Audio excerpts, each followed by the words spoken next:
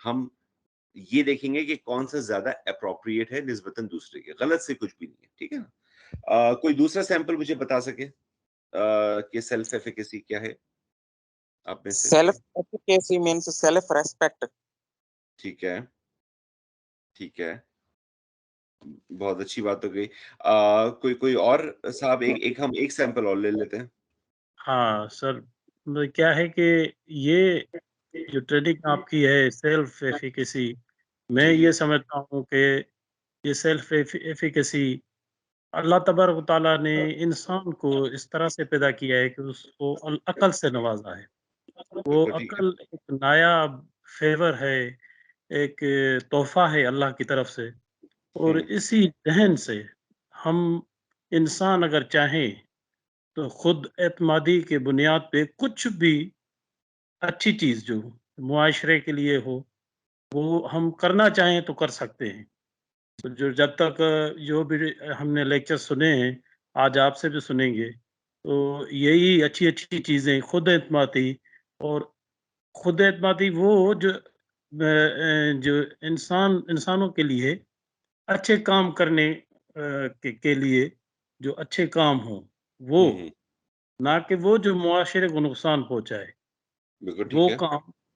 उसमें खुद एतमादी और सेल्फ कंट्रोल अपने आप ऊपर हो, इंसान अगर चाहे तो वो कर सकता है। ठीक, ठीक, बहुत अच्छी बात। थैंक यू सो मच, आप लोगों ने मेरी रिक्वेस्ट पे पार्टिसिपेट किया। Again this is the exact thing I am looking for. और in a portion here and there आप लोगों ने जो अपनी अंडरस्टैंडिंग बताई सेल्फ एफिकेसी की, दैट कैन वो इसका एक पार्ट हो सकता है। और ज़ाहिर-सी बात है ये एक ऐसी चीज़ है कि जो कि हम यानी कि आप लोगों का जो आंसर था वो भी उस रिफ्लेक्शन के ऊपर बेस करता था जिस किस्म की लाइफ गुजारता है। हाउएवर सेल्फ एफिकेसी का मैं बहुत आसान सा आपको जस्ट जस्ट बता दूं आपको। अम, हम अपनी जात में किस तरीके से यानी कि वो तराजू, वो मीज़ान, वो इक्विलिब्रियम रखने का हम कोई कोई भी आला या कोई भी चीज़ रख सकते हैं, जिससे हम नोट कर सकें कि क्या हमारे साथ कुछ बुरा हो रहा है, एब्नॉर्मल हो रहा है, या कुछ हल्का-सा बुरा हो रहा है, नहीं होना चाहिए, और अगर हो रहा है तो अब मुझे क्या करना है? यानी कि एक तरफ है कॉज़ और एक तरफ है इफ़ेक्ट। ये 2 चीज़ें हैं जो कि हमने देखनी होती है। और दिखने में बहुत छोटी-सी बात है कि अगर आपको कॉज़ पता चल जाए और आपको इफ़ेक्ट कंट्रोल करना आ जाए, तो आपकी ज़िंदगी अ, तकरीबन बदल सकती है। मतलब 180 चेंज आ सकता है पॉज़िटिव इस पे। अगर आपको पता है कि किसी भी इश्यू को कॉज़ क्या कर रही है, इसका कॉज़ क्या है, रूट कॉज़ क्या है इसका, और उसका इफ़ेक्ट क्या है। ठीक है? सो सेल्फ एफिकेसी के मतलब बहुत ब्रॉड टॉपिक है, बहुत डिटेल टॉपिक है। हम इसको कोशिश करेंगे कि आपको आहिस्ता-आहिस्ता छोटे-छोटे चंक्स में ये समझाएँ। अच्छा, बेसिक कॉन्सेप्ट्स एंड डेफिनिशन क्या है इसका? Number 1 being born in a particular family, script roles, right? आप एक एक खास फैमिली टाइप में पले बड़े होते हैं। आपको ये एक यानी कि इम्पॉर्टेंट फैक्टर ऑफ डेवलपमेंट है, यानी कि आपकी डेवलपमेंट होती कैसे है। अम, बच्चा जब पैदा होता है उससे लेके 9 साल की उम्र तक उसका जो शऊर और लाशऊर के बीच में एक लेयर होती है, इसको हम क्रिटिकल फैक्टर कहते हैं, क्रिटिकल फैक्टर। ओके, ये ये क्रिटिकल फैक्टर जो है ये बिल्डअप होता है 9 साल की उम्र के बाद। ये ज़रा मेरी बात पे गौर कीजिएगा आप लोग। यानी कि पहले दिन से बच्चा और 9 साल की उम्र तक बच्चे का क्रिटिकल फैक्टर बहुत ज़्यादा डेवलप नहीं हुआ होता है। जिसका मतलब क्या है कि जो बात आप उसको शऊरी तौर पर कर रहे हैं, इसका उसके लाशऊर में बहुत गहरा इम्पैक्ट है, बहुत ज़्यादा गहरा इम्पैक्ट है। आपके लिए एक छोटी-सी एग्ज़ाम्पल ये कि आप देखें, आपको आप कभी रोड पे जाएँ, आपको काली बिल्ली नज़र आ जाए। हालाँकि हमने सुना, बचपन में सुना और प्रैक्टिस करके भी देख लिया कि अच्छा चलो ठीक है, कुछ नहीं होता, को या इन्हें कोई इतनी बड़ी डील नहीं है। लेकिन आज भी जब रोड पे काली बिल्ली आए, तो अगर आप गाड़ी चला रहे हैं 1 मिनट के लिए आपको ब्रेक लगता है। ऐसा होता है या नहीं होता? जी, जी होता है। जी सर, होता है। होता है। ठीक है? अच्छा ये क्यों होता होता है? है सर। क्योंकि इसका इम्पैक्ट आपके लाशऊर पे इतना ज़्यादा होता है कि वो चाहते ना चाहते वो छाप आप बहुत मुश्किल से इरोड करते हैं, ठीक है? ये होती है हमारी डेवलपमेंटल फेज़ जिसमें हम बड़े होते हैं, हमारे डायनामिक्स क्या हैं, किन डायनामिक्स के साथ हम बड़े हुए हैं। अच्छा जी, दूसरा पॉइंट क्या है हमारा कि development of subconscious mind during the infertile period, वही वाली बात जो मैंने आपको बोली, बट 7 इयर्स। अच्छा ये 7 इयर्स इसलिए लिखा हुआ है यहाँ पे क्योंकि 7 साल की उम्र तक उसका वो यानी कि फर्स्ट ट्रिगर पॉइंट होता है, लेकिन 7 साल की उम्र से जो क्रिटिकल फैक्टर बनना शुरू होता है 9 साल की उम्र तक जाता है। तो ये जो 2 साल हैं, ये समवेयर ब्लीडिंग एज में आता है। तो ये आपके लिए बहुत जो है ना वो ज़रूरी होता है। न्यूरोबायोलॉजिकल फैक्टर यानी कि आपके ऐसे फैक्टर्स भी होते हैं जो कि आप उन उन एट्रीब्यूट्स या प्रॉपर्टीज के साथ पैदा हुए हो, यानी कि आपका जो ब्रेन है, ब्रेन में एक चीज होती है इसको हम कहते हैं हाइपोथैलेमस, ठीक है ना?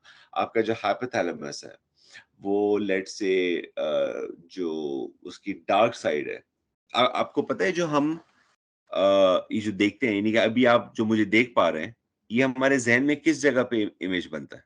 सामने, साइड पे, ऊपर, नीचे, किस जगह पे इमेज बन एक्चुअल इमेज बन किस जगह पे रहा है?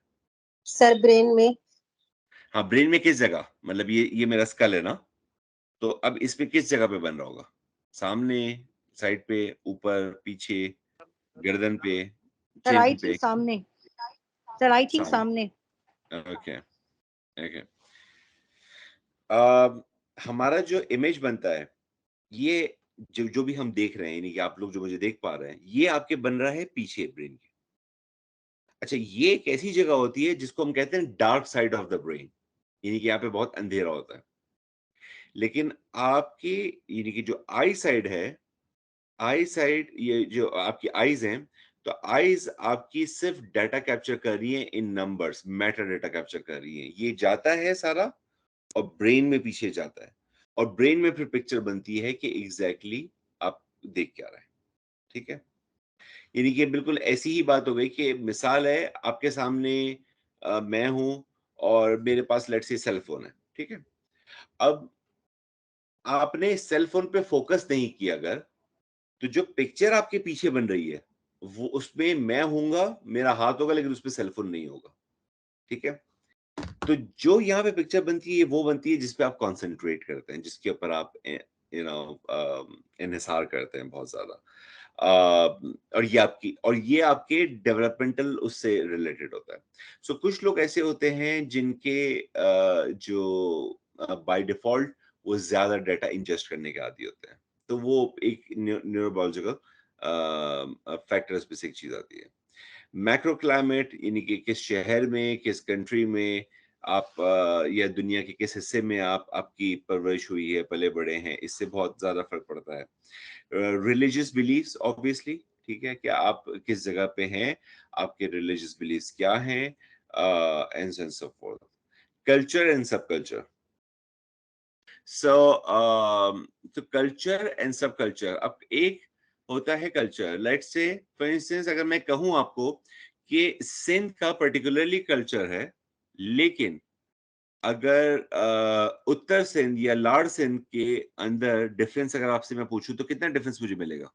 सर शायद कोई खास डिफरेंस नहीं है। नहीं है, लेकिन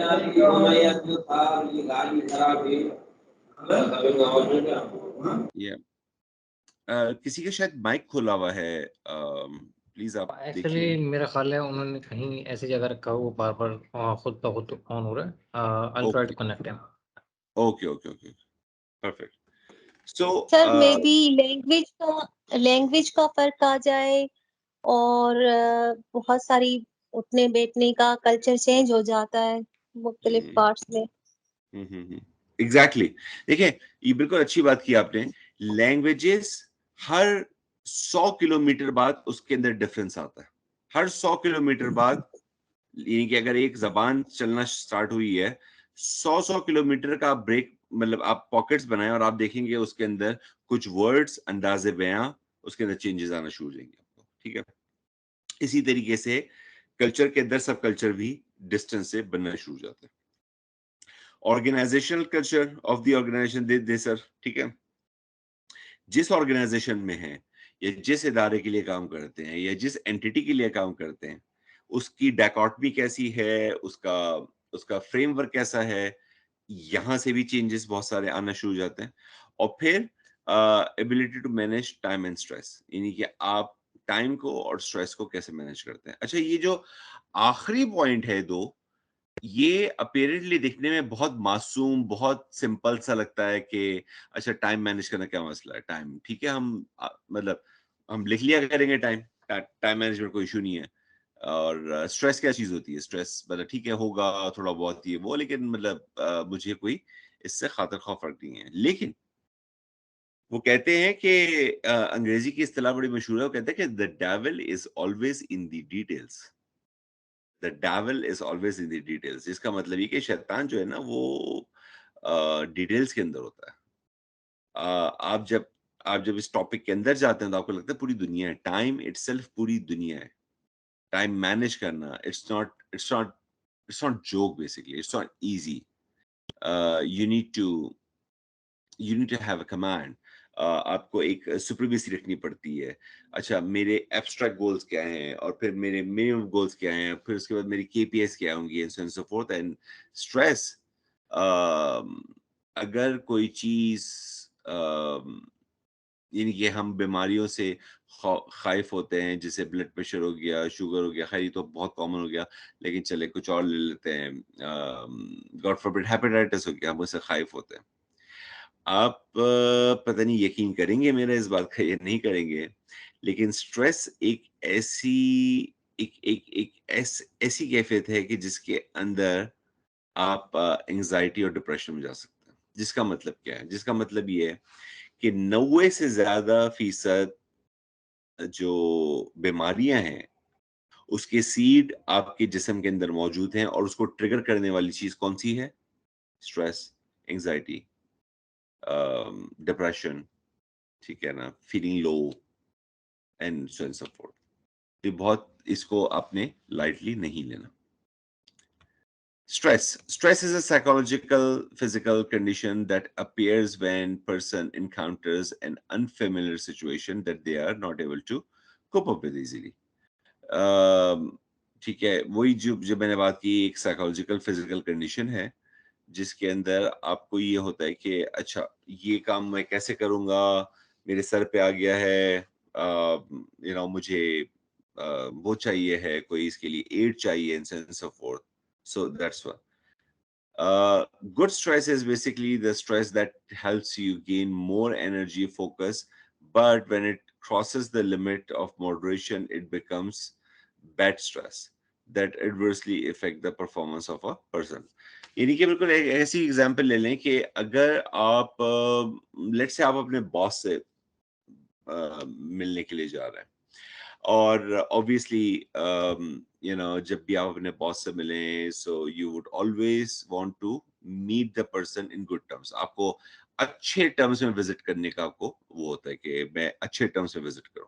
सो एक हल ये हो सकता है कि आप छोटी मोटी तैयारी करें, यू लुक के आप दिखने में कैसे लग रहे हैं, अटायर आपका सही है नहीं है, आपकी तैयारी सही है नहीं, एक ये सेट है। दूसरा ये है कि आप क्या पहना हुआ है, इस चीज के ऊपर आपने 3 घंटे 4 घंटे सोच रहे हैं, लोगों से मशवरा कर रहे हैं, एंड देन आप कैसे लग रहे हैं इसके ऊपर लोगों से मशवरा कर रहे हैं, सपोर्ट। और फिर जो आपने नॉलेज जो शेयर करनी है उसके ऊपर आप बार बार रीराइट कर रहे हैं। अब ये बैड स्ट्रेस पे कन्वर्ट हो गया, ठीक है। इनके दोनों का पर्पस बहुत अच्छा, इस एक पर्पस की वजह से जो पहला वाला सेट है ये आपको थोड़ा अच्छा परफॉर्म करवाने में मदद है, ठीक है। स्ट्रेस कहाँ पे लेके जा रहा है आपको, ये बहुत इंपॉर्टेंट है। Culture, it is a sum of values, tradition, art, dresses, celebrating the occasions, and pattern of conduct of people living in geographic boundaries. यानी कि आपकी वैल्यूज क्या हैं, आपके ट्रेडिशंस क्या हैं, या क्या होते आ रहे हैं। आर्ट का बहुत ज्यादा अमल दखल होता है, चाहे कोई भी कल्चर हो। यानी कि सिंध का ओल्ड कल्चर उठा लें, उसमें आपको बहुत रिच आर्ट मिलेगा। हम सिंध जाते हैं, सिंध में जो एक अजरक जिसे आप कहते हैं, वो जो बनी हुई होती है, अब उसमें कितना खूबसूरत सा पेट्रन बना हुआ होता है, कितना डिस्टिंक्ट पेट्रन होता है। एंड अपेरेंटली वो सेम होता है, लेकिन समटाइम्स वो डिफरेंट भी होता है, बट उसके अंदर आपको एक बेस सिनर्जिक वैल्यू नजर आती है। आप एक सेकंड में रिलेट कर सकते हैं, अच्छा ये पेट्रन है, this would be from Sindh, होते हैं ना ये। Just like that dresses, celebrating occasion, यानी कि आप किसी भी ओकेजन को किस तरीके से आप वो लेके चल रहे हैं। सो ये भी एक उसमें से चीज है।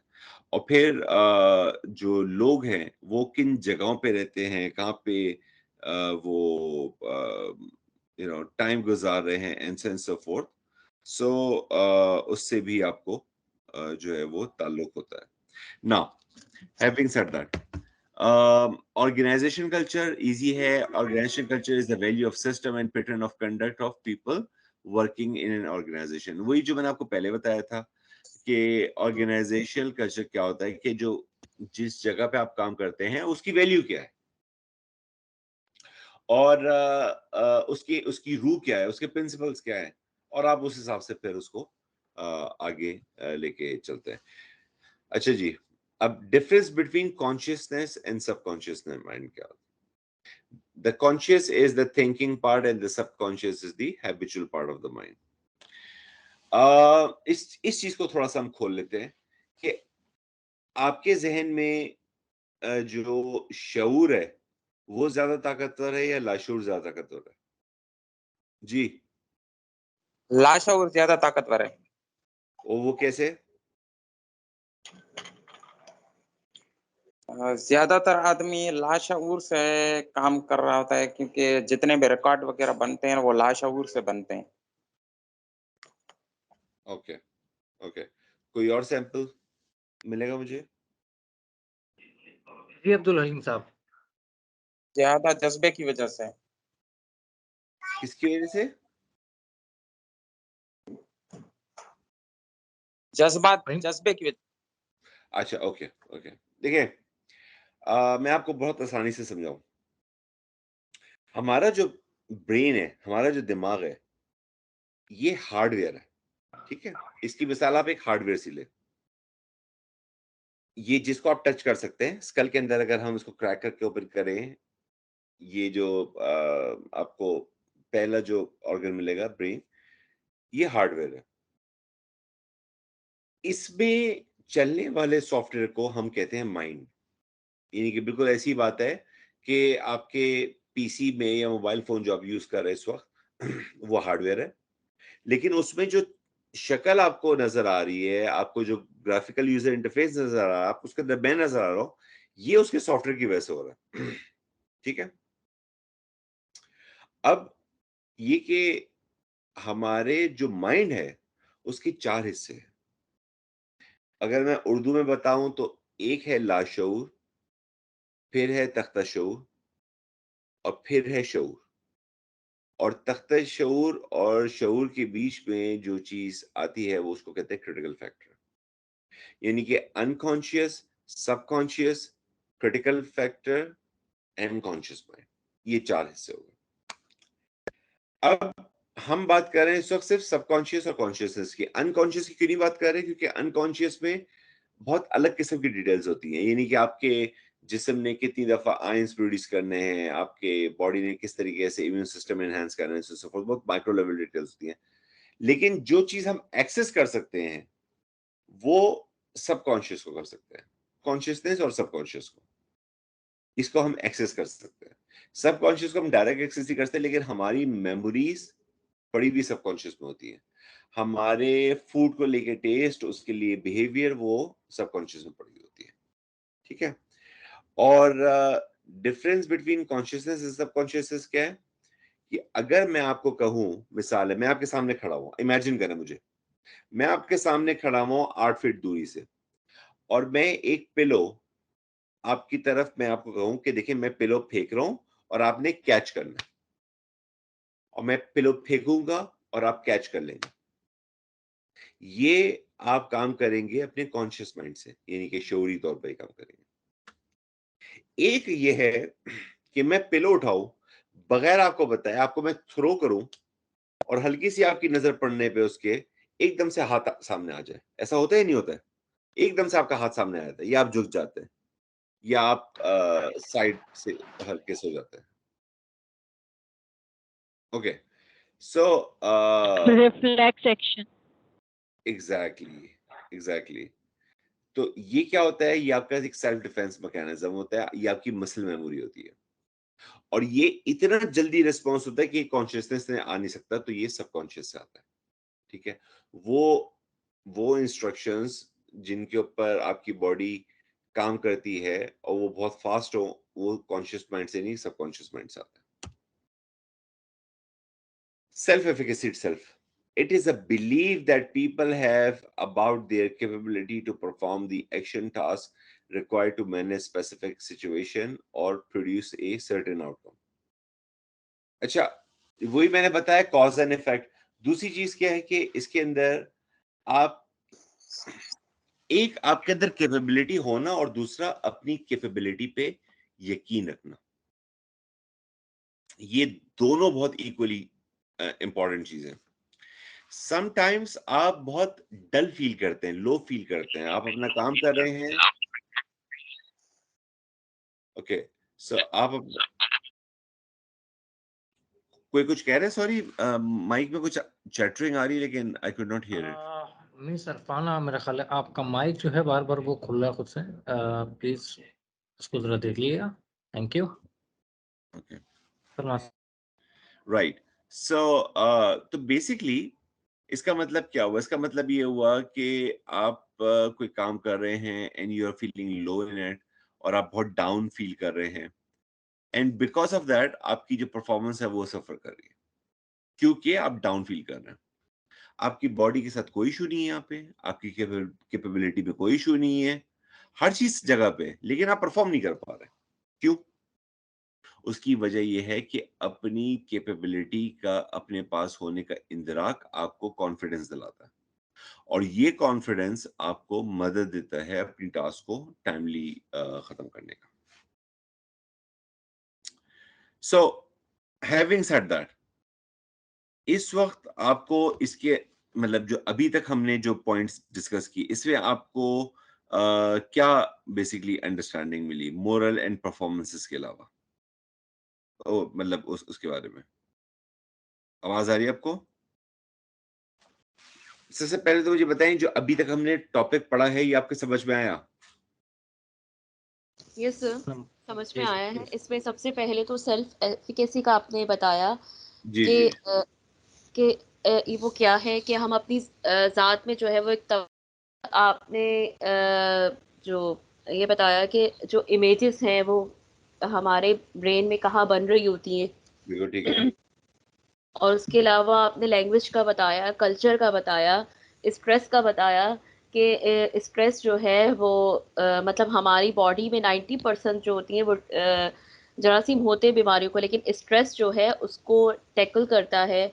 आपने उसके अलावा ये बताया कि जो हमारा ब्रेन है वो हार्डवेयर है और उस पर जो माइंड है वो सॉफ्टवेयर है, जो सॉफ्टवेयर की तरह काम कर रहा है। और उसके अलावा आपने माइंड के 4 पार्ट्स बताए जिसमें लाशऊर, तख्ता शऊर, ये सब आपने बताया। ठीक। अच्छा, अब मुझे एक बात बताएं, बेस्ड ऑन द टॉपिक्स जो कि आप लोग को अंडरस्टैंडिंग हुई है, मुझे ये बताएं कि आप लोगों में, मेरे साथ सब ये जहन में 1 मिनट के लिए सोचें कि आपके कोई लाइफ में कोई ऐसा इंस्टेंस आया हो, कोई ऐसा वाक्य आया हो जिसके अंदर कोई पनिशमेंट किसी किस्म की या कोई पनिशेबल बिहेवियर किसी ने रखा हो आपकी पूरी लाइफ में। ऑब्वियसली मैंने होता है ना कि इंसान कॉज एंड इफेक्ट पे जाता है। बाज़ औक़ात आप जो है वो अच्छा करने की कोशिश कर रहे होते हैं एंड देन आपको समटाइम्स अच्छे पे भी जो है वो पनिशेबल एक्ट आपको जो है ना वो सामने से हो रहा होता है आपके ऊपर। तो कोई आपकी लाइफ यस में कोई ऐसा इंस्टेंस है? Yes sir. जी, जी।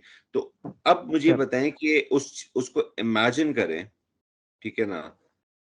और उस इवेंट को इमेजिन करते हुए वापस आप ज़रा सोचें पूरी यकसुई से, आँखें बंद करके, कि उस पनिशमेंट ने आपके मोरल पे क्या असर डाला? और आपकी परफॉर्मेंसेस पे क्या असर डाला? सर उसने जो है उस पनिशमेंट ने स्ट्रेस एक तो डेवलप किया, और सेकंड ये है कि मतलब स्ट्रेस और ज़्यादा फोकस करने से मुझ में कॉम्पिटेंसी भी आई अपने काम के हवाले से। Right, right.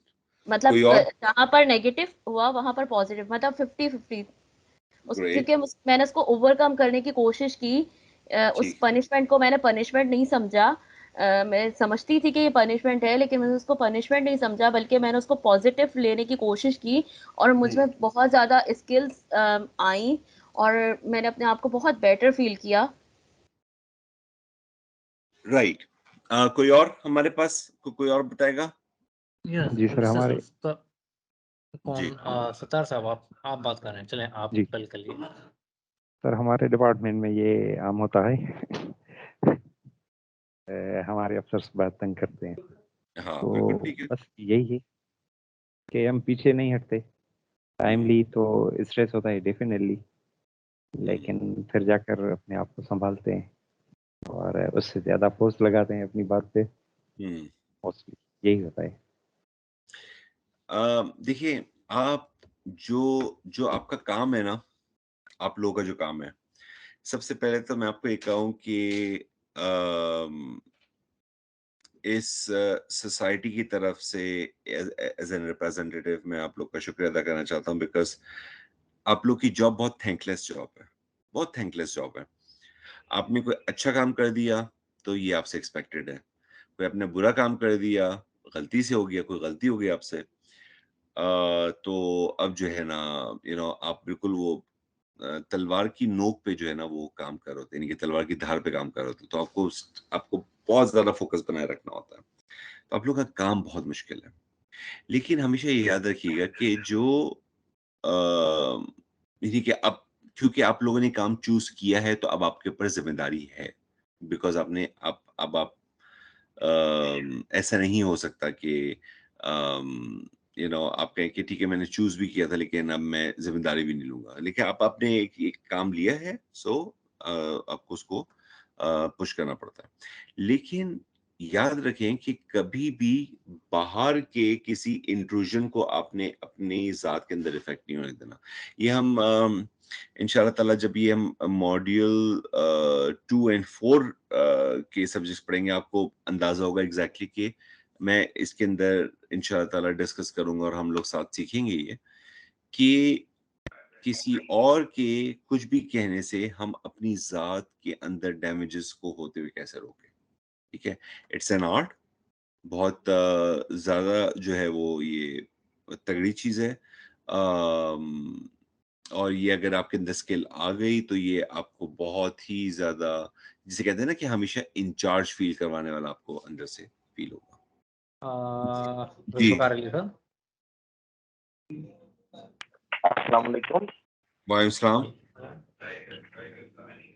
जी जी सलमान शाह साहब, हम यही डिस्कस कर सकते हैं कि हुँ, ये जो ये जैसे कि अब्दुल साहब ने और दीगर कलीग्स ने ये आपको बात बताई, क्योंकि हुँ, हम ह्यूमन बीइंग्स हैं। जैसे हुँ, आपने कॉज और इफेक्ट पर बात की, तो एज ए नेचुरल अगर आप अच्छा कर रहे और बिफोर आप यूर हर्ट कर रहे और अपनी जो वसाइल से बढ़कर बहुत कुछ कर रहे और करने की कोशिश कर रहे होते हैं, ठीक है, तो ऐसी सूरत में जब आपको सैंडविच का मटेरियल बनाया जाए, तो इस सूरत में कैसे अपना दिफा करना चाहिए, ये थोड़ा सा आप उसमें तजुर्बे से हमें मुस्तफीद करें प्लीज। बिल्कुल ठीक है। अच्छा देखिए, बहुत इंटरेस्टिंग क्वेश्चन है एंड मैं चाहूंगा कि जो हमारी मॉडरेशन कर रहे हैं इस क्वेश्चन को इनको नोट करें। हम जब मॉड्यूल 2 करेंगे, मॉड्यूल 2 के अंदर ये बिल्कुल डायरेक्टली प्रोपोर्शनेट है उससे। एक और चीज मैं आपको बताता चलूं, इस दौरान आपकी लाइफ से रिलेटेड कोई भी क्वेश्चन हो आपने नोट कर देने हैं, चाहे वो यानी कि इस टॉपिक से रिलेटेड हो बट वो आपको डिस्टर्ब कर रहे हो अंदर से मेंटली तौर पर, साइकोलॉजिकल तौर पर, आप उसको लिख लें। हम बिल्कुल अपने फाइनल सेशन के बाद हम एक इंशाल्लाह ताला, हमने लास्ट टाइम भी किया था, एक हम सेशन रखेंगे जिसमें हम क्वेश्चन आंसर्स जो है ना वो आपके कैटर करेंगे। तो ये बहुत अच्छा आपका सवाल है। इन अ नटशेल मैं आपको बहुत थोड़ा सा अगर ब्रीफ करके बताऊं तो मैं ये कह सकता हूं कि हमने यहाँ पे प्रोसेस क्या करना है, इस जगह पे हमने प्रोसेस कैसा डेटा करना है, इसका हम एक स्टेंसिल बना सकते हैं। ठीक है, लेट्स से अगर मैंने ये स्टेंसिल बनाया हुआ है, ठीक है, अब इस मेरी फिंगर के बीच में से कोई भी चीज निकलेगी तो ट्रायंगल निकलेगी, क्योंकि मैंने स्टेंसिल बनाया हुआ है और कुछ निकल ही नहीं सकता। ठीक है, हम मुख्तलिफ प्रैक्टिसेस, मुख्तलिफ मेथोडोलॉजी से हम दिमाग का भी स्टेंसिल बनाते हैं। तो हम जब स्टेंसिल बनाते हैं एंड देन इक्वली ही उसी के हिसाब से चीजें हमारे जहन में अंदर जारी होती है। ठीक है, ये बिल्कुल मैंने आपको हल्का सा ब्रीफ आपको मैंने बताया है, बट ये टॉपिक इंशाल्लाह डिटेल में डिस्कस करेंगे इसको। ठीक हो गया जी? जी बिल्कुल। सलमान सर, एक और हैंड रेज है, फिर उसके बाद जी आप कंटिन्यू कर सकते जी हैं। Miss please. सादिया रंजानी। जी मैं सादिया। सर मैंने पूरा आपका लेक्चर सुना जी और बात आ रही थी स्ट्रेस पे। तो जी थोड़ी जी देर पहले जो आपने बताया कि ये वाकई में भी एक रियलिटी है कि हमारी जो बॉडी में 90% जो जर्म्स होते हैं वो स्ट्रेस के वो होते हैं। लेकिन ये ठीक। होता है कि क्योंकि मैं खुद इस चीज़ की विक्टिम हूँ और सिचुएशन ये है कि हमारा जो डिपार्टमेंट है जिसमें हम काम कर रहे हैं, इतनी जी तोड़ हम मेहनत कर रहे हैं और यकीन करें कि मोस्ट ऑफ द टाइम ये होता है कि ये वो डिपार्टमेंट है जहाँ पे बीइंग द प्रोसिक्यूटर आप हीनियस ऑफेंस प्रोसीड कर रहे होते हो, लेकिन हमें अपनी ही सिक्योरिटी नहीं होती। बिल्कुल ठीक है। ठीक है, तो ये होता है कि सिक्योरिटी, चलो सिक्योरिटी तो हमें कोई वैसे भी नहीं देता, वो तो डेफिनेटली अल्लाह ही हर किसी को देता है। लेकिन जो एक्चुअल जो स्ट्रेस स्टार्ट होता है ना, वो तो हमारा अर्ली इन द मॉर्निंग से होता है। जब हम कोर्ट में जाते हैं, जब हम प्रोसीडिंग करते हैं और हम देखते हैं कि हम इतनी एफर्ट्स ले रहे हैं, फिर भी हमें जो मिल रहा है, जो आउटपुट मिल रहा है, वो उस तरीके से नहीं मिलता। बिल्कुल फिर सही ना है। चाहते हुए भी ये लाइफ में ये एंजाइटी, ये स्ट्रेस, ये डिप्रेशन तो आता ही आता है। और मेरा पर्सनल एक्सपीरियंस है कि जिस दिन मैं कटोरी भर के भी अगर मैं नमक की खा लूं, उस दिन मेरा बीपी हाई नहीं होता। जिस दिन मैं थोड़ा सा भी अगर टेंशन उठाती हूँ तो मेरा ब्लड प्रेशर हाई हो जाता है। तो राइट। कुछ आप ऐसी कोई हमें टिप्स बताएं कि इस चीज से हम खुद को कैसे बचाएं, क्योंकि ये ऐसी सिचुएशन है जिसपे हमारा खुद का भी कंट्रोल नहीं है। हालांकि डॉक्टर्स भी कहते हैं कि आप रिलैक्स हो जाएं, ये करें वो करें, लेकिन कुछ कुछ ऐसी सिचुएशन होती है जिसको हम खुद भी टैकल नहीं कर पाते। बिल्कुल ठीक है। जो लास्ट टाइम मैं लाइक जो बात सुनी थी और मैंने क्रक्स तो उसका सुन लिया था बात का कि मिस सादिया का था गालिबन, कि जो आपने पॉइंट बताया है बिल्कुल सही है। ये वो चीजें होती हैं जिससे हमें लाइफ में हमें उस किस्म के एक्सपीरियंसेस मिलते हैं, उस किस्म के ट्रिगर्स मिलते हैं जो कि हम सॉल्व अगर उसको हम नहीं करेंगे तो ये फिर एस्केलेट होती है। ऐसा नहीं होता कि मतलब अगर आपने आज का स्ट्रेस है, इसको आपने अगर केटर नहीं किया तो ये कल अगर आपने अगर इसका तरफ ध्यान ना भी किया तो ये खत्म हो गया। जो आज का स्ट्रेस है ये हमेशा यहीं पे रहेगा अनलेस कि आप इसको कट डाउन ना करें, इसको केटर ना करें। लाइक आई सेड, हमारे पास जो एक मॉड्यूल है माइंड एंड बॉडी कनेक्शन, उसके अंदर हम इसको बहुत डिटेल से इंशाल्लाह ताला हम इसको डिस्कस करेंगे, मुख्तलिफ केस स्टडीज आपसे डिस्कस करेंगे और आपको बतलाएंगे कि ये क्या इसका वो है इसके डूज एंड डोंट्स क्या हैं इन सेंस। तो अगर हमारा टॉपिक ये वाला यहाँ तक अब तक समझ में आ गया हो तो हम थोड़ा सा आगे चलते हैं और हम उसको वो देखते हैं कि क्रिमिनल जस्टिस डिसीजन, यानी कि इमोशनल एंड साइकोलॉजिकल स्टेट्स के अंदर क्रिमिनल जस्टिस डिसीजन में कुछ पॉइंट्स हमारे जहन में थे कि डिस्कशन के लिए। वो क्या है? Unless a person is a physical and psychologically healthy, it will be difficult for them to achieve self-efficacy. A person facing psychological problems like depression and anxiety cannot focus on their job and targets. ठीक है? यानी कि अभी तक की discussion से हमें ये बात क्लियर हो गई है कि जो सेल्फ एफिकेसी है वो अचीव करना, यानी कि उसको ये इमेजिन करना कि मैं ये अचीव कर लूंगा, it would be A stupidity, because आपको इन द फर्स्ट हैंड पता है कि आप ऑलरेडी डिप्रेशन में हैं, आप शदीद एंजाइटी में हैं। सो अगर आप शदीद एंजाइटी में हैं या डिप्रेशन में हैं तो किस तरीके से ये पॉसिबल होगा आपके लिए कि आप यू नो अपने जॉब के टारगेट्स पर फोकस करें। इमेजिन करें एक ऐसी एक रफ सा एक जहन में एक पॉइंट आया। इमेजिन करें कि आपको खुदा न खास्ता आपके घर पे आपका पड़ोसी है और वो ब्रूटली कार एक्सीडेंट में बेचारा मारा गया, ठीक है? एंड आपकी मतलब ये जस्ट इमेजिन करा उसको, और आपकी उससे बहुत अच्छी बॉन्डिंग है, बहुत अच्छा आपका उससे लेना देना है and sense of fourth, and same day या नेक्स्ट डे आपका केस भी लगा हुआ है for which it's very imperative कि आप वहां पे चक्कर लगाए, वहां पे जाए। अब आप ये बताइएगा बहुत अच्छे से ध्यान से सोच समझ के कि कितने % चांस है कि उस दिन आपके साथ एग्जैक्टली होगा क्या? जिस दिन आप काम पे गए हैं, किस किस्म का काम होगा और कैसा काम होगा, क्या रिजल्ट एक्सपेक्ट करते हैं? कि आपने कहा कि अगर आप फिजिकली और मेंटली, क्योंकि बॉडी और माइंड कनेक्शन है, आपने एब्सोल्युटली राइट कहा कि आप फिट नहीं है तो आप जॉब के लिए अनफिट हैं, आपने सही कहा। लेकिन आप थोड़ा सा ये नहीं समझ पाए कि ये जो डिप्रेशन वगैरह जो भी आपने एंजाइटी वगैरह की बात की, ये कोई आउट ऑफ जॉब नहीं है, ये विद इन जॉब है।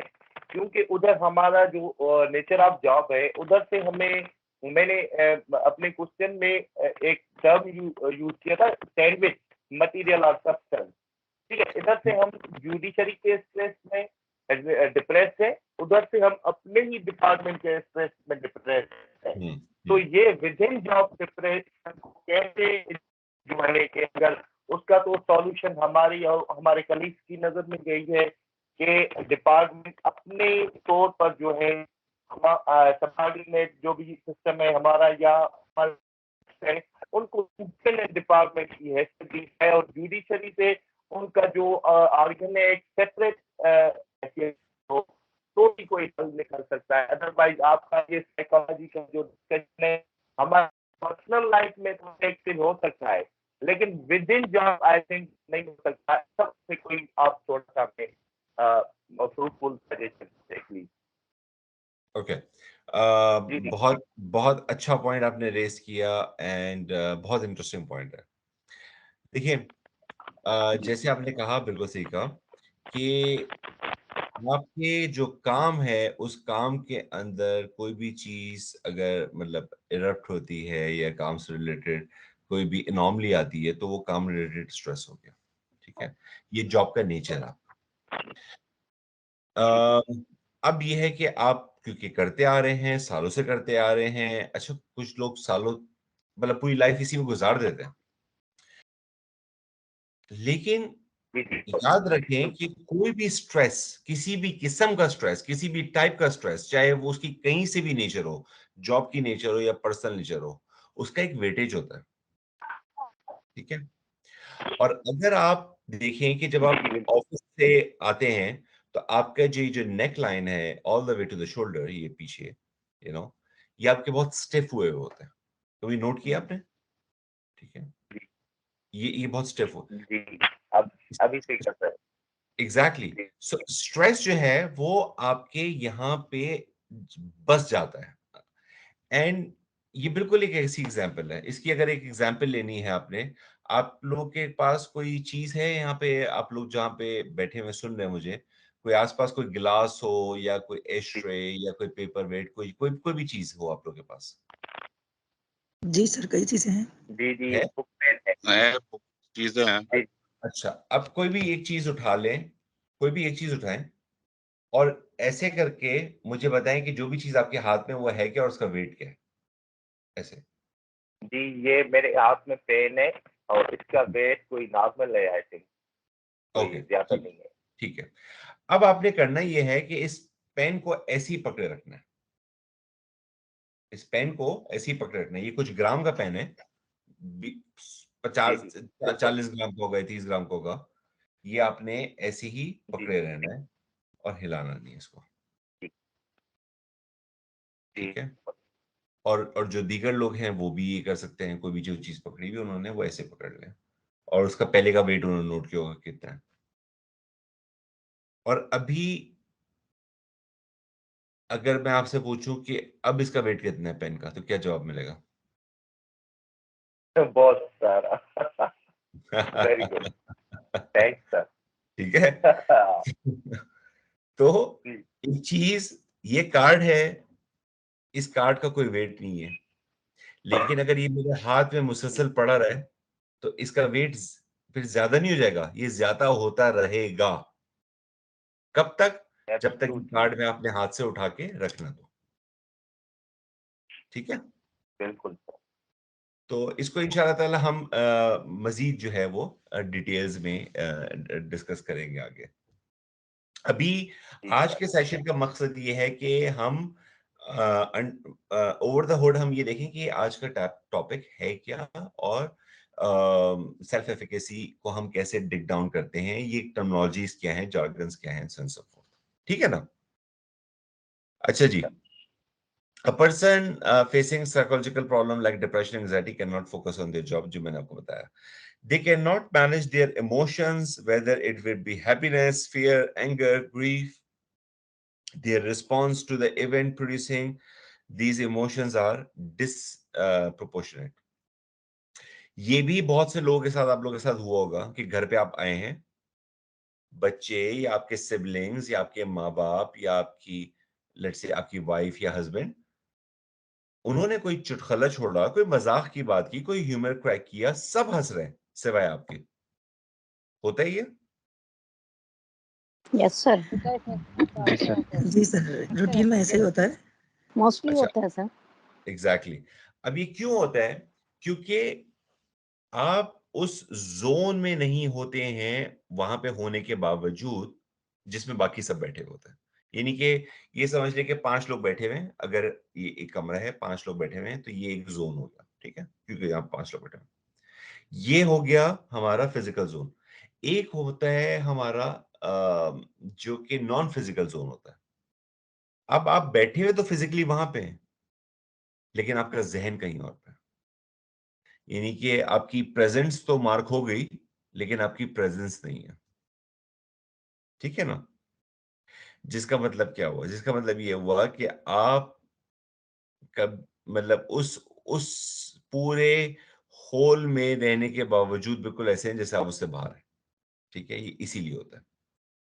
Emotional disturbance, their ability to lead, negotiate, and make rational decision, while for law enforcement officers, correct decision at the correct time is of vital importance. Again, nature ऐसी है कि you'd have to take the right decision and at the right time as well. ठीक है? आपने एक चीज सोची कि अच्छा मुझे ये करना चाहिए, लेकिन मान लें कि सोचने सोचने में आपने 2 साल लगा दिए, तो जिस बारे में आपने ये सोचा था कि मुझे करना चाहिए, उस चीज का तो फिर अल्लाह ही हाफिज हो चुका होगा 2 साल तक, ठीक है? तो राइट चीज सोची आपने, ये एक चीज हो गई, लेकिन राइट डिसीजन फिर उसके ऊपर बेस करता हुआ लेना, ये इक्वली इंपॉर्टेंट है। People with high IQ and low emotional end up tribulations to the extent of committing suicide. ठीक है? The job of law enforcement is very hectic, hazardous, and full of stakes. stress had had a, sorry, there's a typo here, my apologies. That is why considerable percentage of police officers suffer from psychological and physical states or maladies या कैफियत कह लें आप उसको। इसका मतलब क्या हुआ? अगर आपका आईक्यू हाई है और इमोशनल और उसके ऊपर आप ऑन द लोअर पार है, तो चांसेस बहुत ज्यादा हाई होते हैं ऐसे शख्स के लिए कि उसको सुसाइडल थॉट्स हैं। ठीक है। अच्छा, फिर आप लोग की जो काम की नेचर है वो नेचर है क्या? वो नेचर ये है कि आपके पास ऐसे केसेस आते हैं, आ रहे होंगे, आ रहे हैं और आएंगे, जिससे आपका कोई छुटकारा नहीं है, यानी कि वियर्ड केसेस भी आते होंगे आप लोग के पास, क्राइम के आते होंगे, सिविल के आते होंगे, एंड ठीक है आपने उसको सॉल्व करना है, आपने उसको डिसएसोसिएट होकर देखना है, लेकिन बहरहाल इंसान तो है ना, इफेक्ट तो कर रहा है आपको। तो ये जो इफेक्ट करता है, ये जो डैमेज करता है, ये आहिस्ता आहिस्ता बात, यानी कि अगर वहां से इवॉल्व हो गया तो फिर वहां से वापसी मुश्किल होती है। Anxiety and stress situation make our endocrine systems secrete negative hormone like epinephrine और नोरेफ्रेन। आपके कॉर्टिजन जो है वो आपका, यानी कि डोपामिन हो गया, ऑक्सीटॉसिन हो गया, मेलाटोनिन।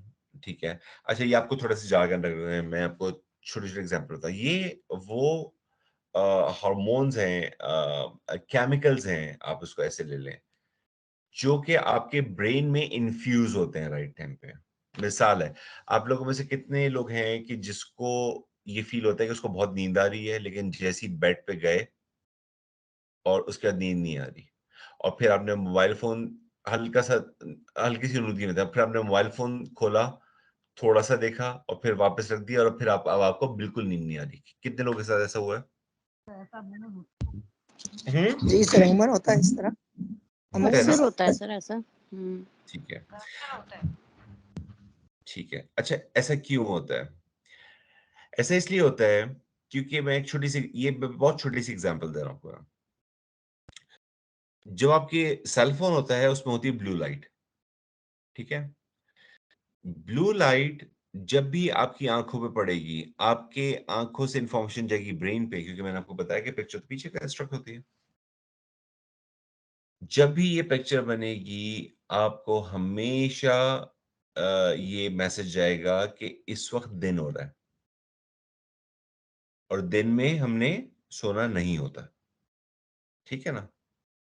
सो ब्लू लाइट बेसिकली इमिटेट कर रही होती है दिन को, जिसकी वजह से वो मेलाटोनिन जो कि आपके रात में रिलीज होना है ब्रेन में, जिसकी वजह से आपको नींद आती है, वो रिलीज नहीं होता। So less melatonin means less sleep, more melatonin means more and deeper sleep. ठीक, ये समझ में आई बात आपको? ये यस सर। जी सर, समझा। great. So Bandara says that it is not sheer intensity of emotional and physical reaction that is important, but rather how they perceived and interpreted. People who have a high sense of efficacy are likely to view their state facilitator of performances, whereas those who are beset by self-doubts regard their result as a doublet. So basically है क्या point ये है कि आपके जो emotional और physical reaction होते हैं वो बहुत बहुत ज्यादा इंपॉर्टेंट होता है। यानी कि जो पॉइंट मैं आपको पहले कुछ डिस्कस करके बताया है, उसी को ही आगे इलाबरेट कर रहे हैं।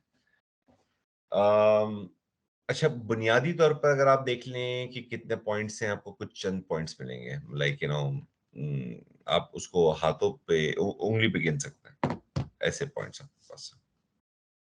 लेकिन जब आप इसको डाइसेक्ट करेंगे तो इसके अंदर एक एक सबसेट के अंदर बहुत बड़ी डिटेल्स है। In other words, people with high sense of efficacy can convert high emotional energy into productive facilitating agents. यानी क्या कहता है, आपके अंदर अगर हाई सेल्फ ऑफ एफिकेसी आ गई somehow, यही स्ट्रेस होगा, यही डायनामिक्स होंगे। लेकिन आप लेस स्ट्रेस होगे, आप चार्ज होगे, आपकी परफॉर्मेंस चार्ज होगी, and you would be a different person. This is basically the purpose of self-efficacy in, for instance, in your case, in criminal justice decisions. Benefits of achieving self-efficacy क्या क्या हैं? Create confidence and ability to oneself to control motivation, pattern of conduct, and social environment. Second, helps muster more energy to divert towards the achievement of goals. Third, a person who learns self-efficacy can block negative emotions. ठीक है, ये third point है। आप block कर सकेंगे negative emotions, क्योंकि negative emotions जो है वो आपको डैमेज ना करें, कॉन्फिडेंस आपके अंदर आ जाए। ठीक है, आप जो है वो मास्टरी ले लें एक ऐसी स्किल्स में जो कि आपको ओवरकम करने में मदद देती हो, कि ठीक है फाइन, ये इशू आया but it will be fine, let go, it takes mastery. The learner will be able to get rid of bad habits like overeating, drug abuse, procrastination, and easily giving up while facing a crisis. So आप मतलब इस type की जो habits हैं उससे आप अपने आप को दूर कर पाएंगे। प्रोक्रेस्टिनेशन हो गया, अब्यूज हो गया। अब्यूज आप क्यों करते हैं? कोई भी आप ये देखें कि ये जो हमारे यहाँ माशरे में अब्यूज बहुत ज्यादा बढ़ गया। Why it happens? It will help you to understand this one thing. आपको गुस्सा है वह बहुत ज्यादा किसी भी चीज पे, और दो चीजें हैं, वो गुस्सा है वह है, मैं आपको डायरेक्ट ड्राइंग रूम में ले आऊं और मैं आपसे बहस करना शुरू कर दूं, और दूसरे केस में, अच्छा मैं आपसे जब बहस करना शुरू करूंगा तो आप एक जगह पे चढ़ जाएंगे and may be you react, may be वो कन्वर्सेशन बैड कन्वर्सेशन में स्टार्ट हो जाए। दूसरी जगह पे आपके पास सिर्फ एक पंचिंग बैग है, एक पंचिंग बैग है, और आपने, या कोई पिलो है, और आप आए और आपने उसके ऊपर पूरे जान से उसके ऊपर जो है ना वो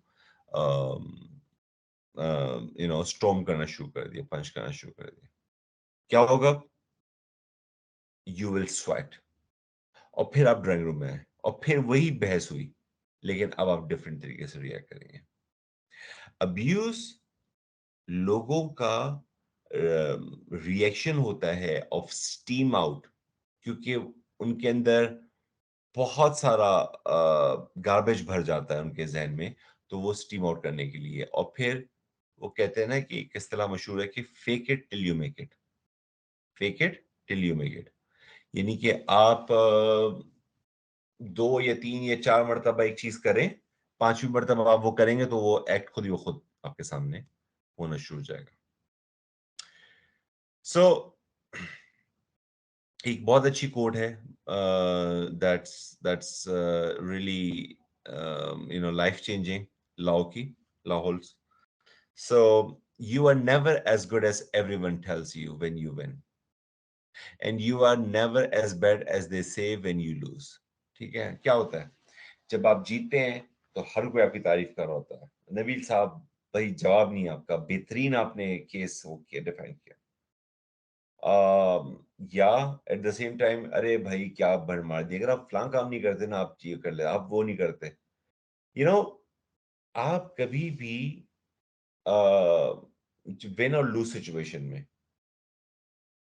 दूसरों को यानी कि दूसरों की बातें आप सुने जरूर, उसको कैलिब्रेट करें और उसको कनेक्ट करें कि अच्छा कहाँ तक कौन सी बात सही है, लेकिन एडजेक्टिव्स के बगैर, ठीक है ना। सो ये है। अच्छा जी, अब आपका असाइनमेंट ये है इसके अंदर कि आपने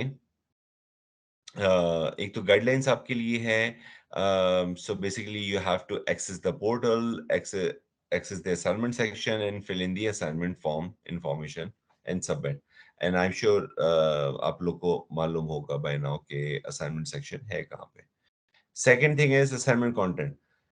Consider your specific job as a criminal justice practitioner in your organization, then list the factor that causes stress and create hindrances, achieving self-efficacy for you. Write down 3 ways you learned during the training to deal with this. ठीक है? आपने क्या करना है, आपने जो है वो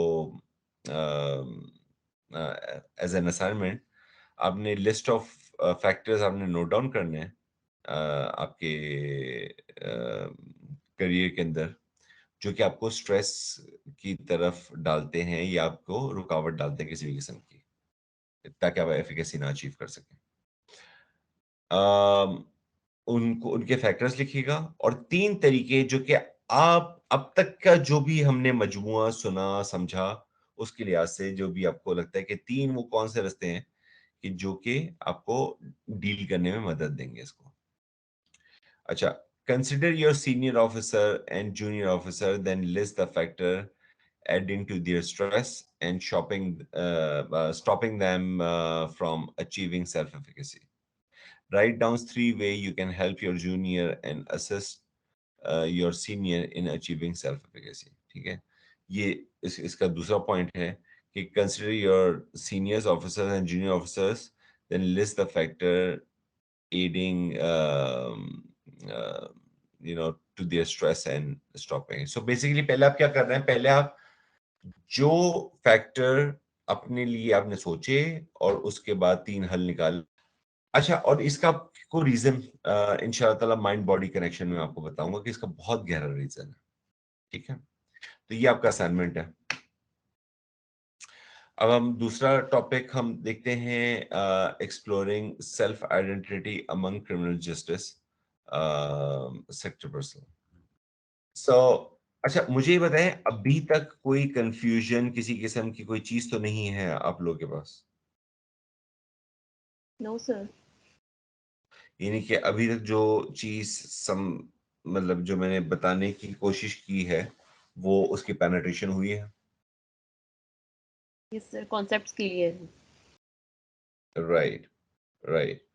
अच्छा, अब for the sake of discussion एक अपने आप से सवाल करें कि आप कौन है। Just do this question from yourself in your mind। ठीक है, और जो भी आंसर आए उसको आपने मतलब 2 वर्ड में या 3 वर्ड में आपने A4 शीट पे लिखे और फिर मैं आपसे कुछ जो है ना वो पूछूंगा। आपने सवाल क्या करना है, आप कौन हैं, जो भी आपके जहन में आ रहा है A4 शीट पे आपने वो लिख देना है, 2 या 3 या 4 या 5, वर्ड और 2 वर्ड, ज्यादा लंबी डिटेल्स नहीं। सारे पार्टिसिपेंट्स को समझ में आ गया है क्वेश्चन जो आपने खुद से करना है। Basically it's pretty simple, Salma साहब ने जैसे बताया। ओके, सो बहुत लंबा नहीं करिएगा, छोटा सा 2 लाइनें लिख लें बस, काफ़ी है। और फिर सलमान साहब आपसे उसके बारे में सवाल कर लेंगे, डिस्कशन कर लेंगे एक्चुअली। एग्जैक्टली। आप लोग नोट डाउन किए? Yes sir. गुड, ठीक है, सबने कर लिया? Right, okay. अब हम पहले वो पेपर में पास में रखिएगा, अब हम पहले सेल्फ कॉन्सेप्ट के बारे में थोड़ा सा देखते हैं। So self concept, it is a collection of the belief one holds about oneself from the feedback from the others. It embodies the answers to the questions, who am I? It can be positive or negative. क्या है? Collection of belief है जनाब, self concept collection of belief है। आता कहाँ से है? आपकी सोसाइटी से, इर्द गिर्द से, जान पहचान से, दोस्तों से, यारों से, फैमिली से, सोसाइटी से। और ये उन फीडबैक को सही या गलत लेते हुए ये बनाया जाता है। और इस फीडबैक के ऊपर बेस करता हुआ आपका एक सेल्फ कॉन्सेप्ट का आर्किटेक्चर खड़ा होता है, दैट हु यू आर। ये नेगेटिव भी हो सकता है और पॉजिटिव भी हो सकता है। तो अब अगर ये बात आपको समझ में आ गई है, तो मेरा आपसे सवाल ये होगा कि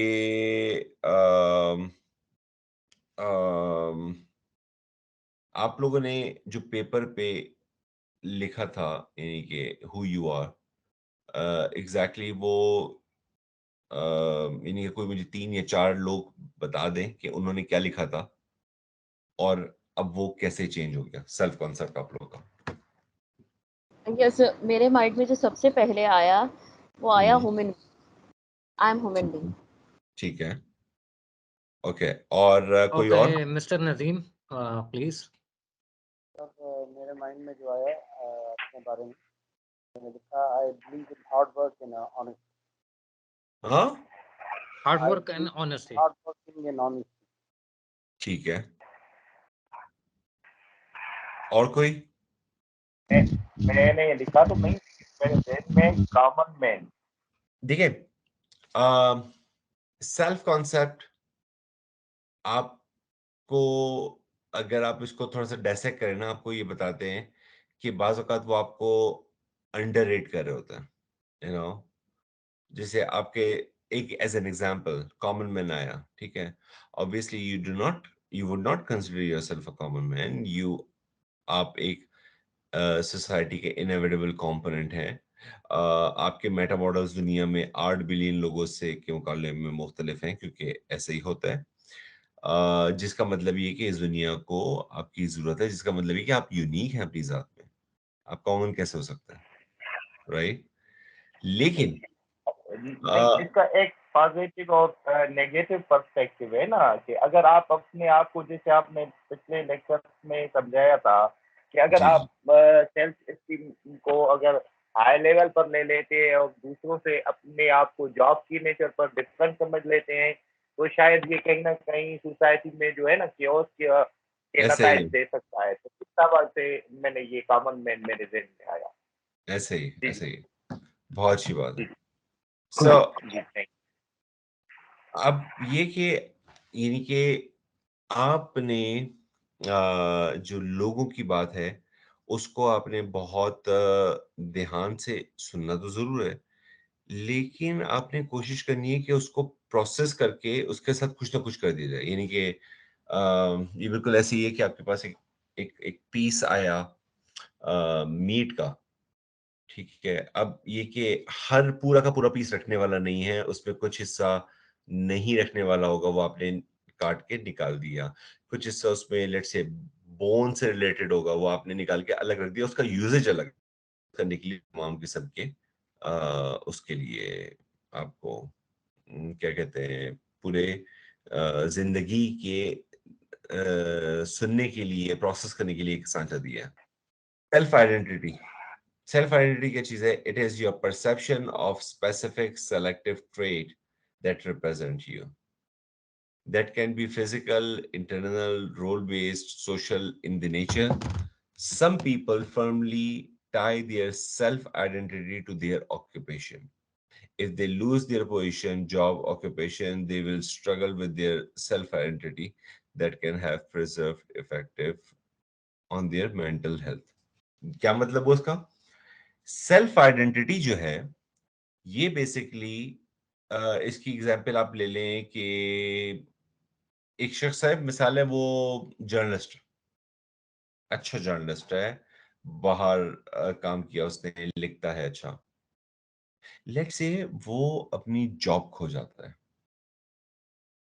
और लेट्स से उसको कोई और काम करना पड़ जाता है, कुछ भी अदर देन जर्नलिज्म। एन मुमकिन क्या है कि वो अपनी आइडेंटिटी लूज समझेगा। वो कहेगा मैं तो पता नहीं अब क्या कर रहा हूं, पहले मैं जो कर रहा था वो मैं था, अब पता नहीं मैं क्या कर रहा हूं। हम अपनी आइडेंटिटी लाशऊरी तौर पर मुख्तलिफ चीजों से रिलेट करते हैं, ठीक है। Ask yourself the same question, आप क्या हो, आइडेंटिटी क्या है, आपको आंसर मिल जाएगा, राइट। सो और इसका जो है वो हमारी, जाहिर सी बात है, जहन पे भी फर्क पड़ता है, फिजिकल उस पे भी पड़ता है, इंटरनल रोल बेस भी पड़ता है, and so on so fourth, ठीक है ना। सो सेल्फ आइडेंटिटी के बारे में अभी तक क्या समझ में आया आपको? जी, इससे ये समझ रहा है कि हमें किसी एक चीज से अपने आप को मुंसलिक नहीं करना है, बिल्कुल किसी ठीक है, मजबूर नहीं रखना है खुद को। बहुत Done. बहुत अच्छा क्रक्स निकाला है आपने। और कोई? Miss Rabia Ashraf please. जी जी जी, मैं सोबिया।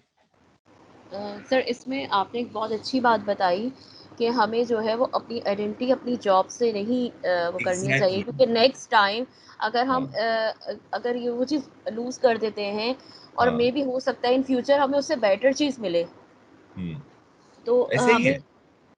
मतलब एक चीज़ हम अल्लाह पाक कहते हैं ना कि एक दरवाज़ा बंद करता है तो 100 दरवाजे खोलता है, तो हो सकता है ऐसे ही नेक्स्ट है। टाइम हमें उससे बेटर मिले। तो हमें अब कॉन्फिडेंस रखना चाहिए कि अगर हमने एक चीज़ लूज़ कर दी तो वो हमारे नसीब में यही तक था।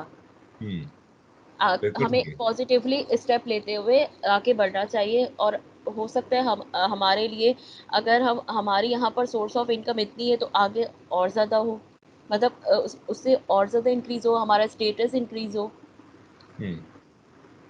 बहुत बहुत अच्छी बात है। आप कभी भी अपने आप को एसोसिएटेड ना रखें with the job you are doing. Remember this, आपकी जॉब को आपकी जरूरत है, आपको आपकी जॉब की नहीं है। आइडेंटिटी, ये जॉब इटसेल्फ प्लेस होल्डर होती है। जब आप आते हैं तो उसकी पहचान आपसे होती है। ये बात थोड़ी समझिएगा, थोड़ी सी कॉम्प्लिकेटेड है। जॉब जो है इटसेल्फ वो प्लेस होल्डर होती है। जब आप किसी भी जॉब पे जाते हैं या जॉब करते हैं तो वो जॉब जो है वो फिल हो जाती है, यानी कि उसकी आइडेंटिटी आ जाती है। तो जॉब की आइडेंटिटी किससे हुई? जॉब की आइडेंटिटी हुई आपसे, ठीक है। बिल्कुल बेहतरीन। जी मिस्टर नदीम आप कुछ सही। बोलना चाह रहे हैं राइट? जी जनाब, सलमान साहब आपने बहुत अच्छी बात कही और यही जाहिर होता है कि सेल्फ एफिकेसी, सेल्फ जी कॉन्फिडेंस, बिल्कुल। अगर ये जॉब हम अल्लाह तबारक व तआला की तरफ से ये रास्ता बंद हो जाता है, इंसान में सेल्फ एफिकेसी होनी चाहिए, जिसके लिए आपने हेल्दी लेक्चर किया है। सेल्फ कॉन्फिडेंस होना चाहिए ताकि वो हर चीज़ जहाँ भी जाए पानी की तरह हो जाए। पानी अपनी जगह बनाता है। हकीकत है, हकीकत है। फिर और ये मैं पानी की बहुत अच्छी आपने वो दी। आप लोग सब जानते होंगे, एक एक्टर मार्शल आर्टिस्ट था, इसका नाम था ब्रूस ली। जी जी ब्रूस ली की एक थियरी में ये था कि इंसान को उसने तशबीह दी कि अगर आप अपने आप को ये समझें कि आपकी मानंद पानी की सी है, एग्जैक्टली। तो क्या होगा कि जब आप हाँ गिलास में जाएंगे तो आप गिलास बन जाएंगे, जब आप जग में आप जाएंगे तो आप जग बन जाएंगे। लाजवाब। इंसान इंसान human is one of the most advance species on earth, ठीक है। और उसकी वजह क्या है? उसकी वजह उसकी फ्लेक्सिबिलिटी है, उसकी स्ट्रेंथ है, things that he can do, and so fourth. So right. Always remember this, and above all mind body connection में आपको बताऊंगा कि आप 8 अरब लोगों में से वाहिद यूनिक कैसे हैं, क्यों हैं? यानी कि 8 अरब लोगों से अगर आपका मैं इंडिविजुअली अगर आपका मैं कंपैरिजन करवाऊं तो you would be different in 1 or 2 or 3 areas out of 8 billion people, which makes you special. We will discuss it in mind meditation. ये इसके ऊपर qualities of criminal justice practitioner के ऊपर जी जी को कुछ बोल रहे हैं? मेरा ख्याल है आसिफ कादी साहब कुछ बात करना चाह जी रहे जी थे, राइट? प्लीज प्लीज जी। सो अब ये कि इसके अंदर मुझे आप ये एक सोच के मुझे बताएं कि why does it happen that in criminal justice practitioner career आप कभी भी जिसे कहते हैं कि एक सर्टेनिटी की कैफियत से दूर रहते हैं पर से। लाइक सर्टेनिटी क्या है? सर्टेनिटी है यकीन। यकीन क्या है? यकीन ये है कि अगर आपके सामने पड़ा हुआ कोई ऑब्जेक्ट है और अगर आप उसको फेंकेंगे तो ये कहाँ जाएगा? नीचे या ऊपर। ये 100% यकीन होना कि ये ऊपर जाएगा, ये आपको इसके ऊपर वो डालता है। अब मैं आपसे एक चाहूंगा कि आप मुझसे कुछ शेयर करें कि आप अपना ओपिनियन वो करें कि कुछ क्वालिटीज क्रिमिनल जस्टिस प्रैक्टिशनर के अंदर जो आप समझते हैं कि होनी चाहिए, स्ट्रेंथ्स होनी चाहिए, ठीक है? कितनी हो, क्या क्वालिटीज हो उसको, और ये आप एक पेपर पे लिख लें, 2 या 3 लोग लिख रहे हैं और हम 2-3 लोगों से रेंडमली बात कर लेंगे और उसके ऊपर डिस्कस करते हैं। Yes sir. सर सबसे पहले तो आपको पेशेंट होना चाहिए। सेकंड आप में एबिलिटी होनी चाहिए कि आप अंडरस्टैंड कर सको। गुड। और कोई?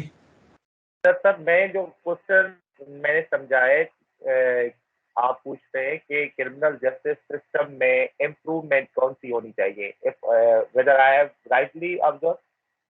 नहीं, मैंने ये कहा आपसे कि आप अपना ओपिनियन बताएं कि क्रिमिनल जस्टिस या जो प्रैक्टिशनर है उसको कौन से यू नो वो होनी चाहिए, क्वालिटीज या स्ट्रेंथ्स, या वो कौन सी होनी चाहिए इसके अंदर? इसके अंदर sir, sorry, qualities criminal justice practitioner के ऊपर कि क्वालिटीज कौन सी होनी चाहिए आपके ख्याल में? अच्छा, तो ये तो जी, ये तो फिर इसमें से हमें पहले तो कैटेगराइज करना पड़ेगा, क्योंकि ठीक। क्रिमिनल जस्टिस सिस्टम के अंदर ये that is divided as far as my knowledge is concerned in 3 parts. One, prosecution, first of all.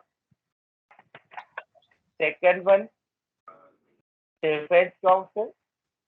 And third one is judiciary or justice or judges themselves.